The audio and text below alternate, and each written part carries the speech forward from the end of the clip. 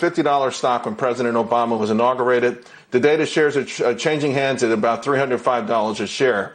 Under President Biden, I think the stock could very well double, maybe even more. Joining me now for more, National Taxpayer Union, Mattie Duppler. So, Mattie, they always say follow the money. If you get $5.5 billion in subsidies from the American taxpayer, you're going to have a pretty hot stock.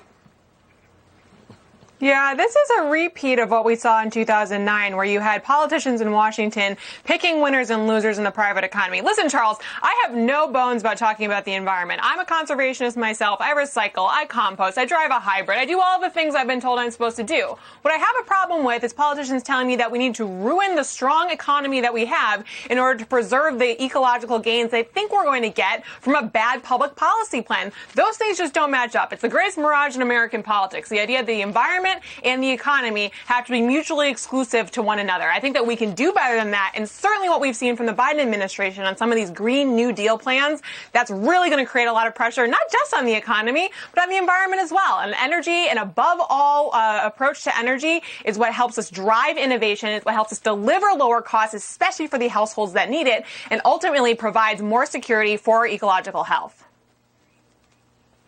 No, I agree 1,000%. I think we all feel the same way.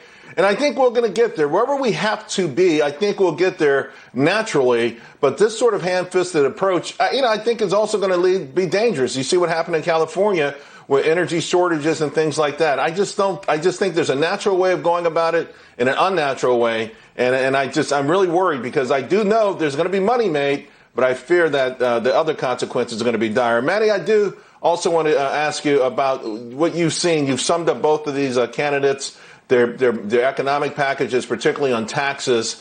Where do you see us going with respect to Biden, where those taxes ultimately would have to go to match the promises that he made and the ultimate consequences for the economy and the stock market?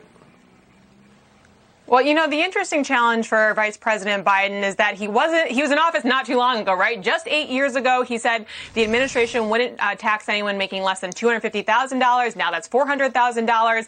That administration, the Obama and Biden administration, continually said they wanted the corporate tax rate at 28%. Now Biden's saying he wants 28%, but of course with a 15% minimum tax on corporations to make sure that they pay more than they pay in taxes now.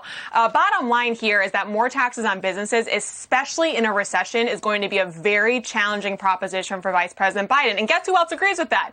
President Obama. He said continually in 2009 and 2010, you don't raise taxes in a recession. It's because it creates an environment where it's very, very difficult to plan in the future years, months and years, when there's an uncertain economic environment. So I think that if you see tonight Joe Biden and President Trump talk about anything when it comes to the economy, they should be talking about taxes, and there's certainly a big contrast between the two candidates there.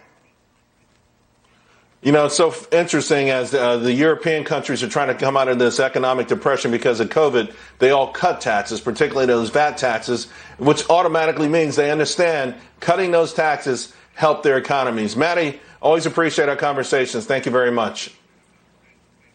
Thanks, Charles.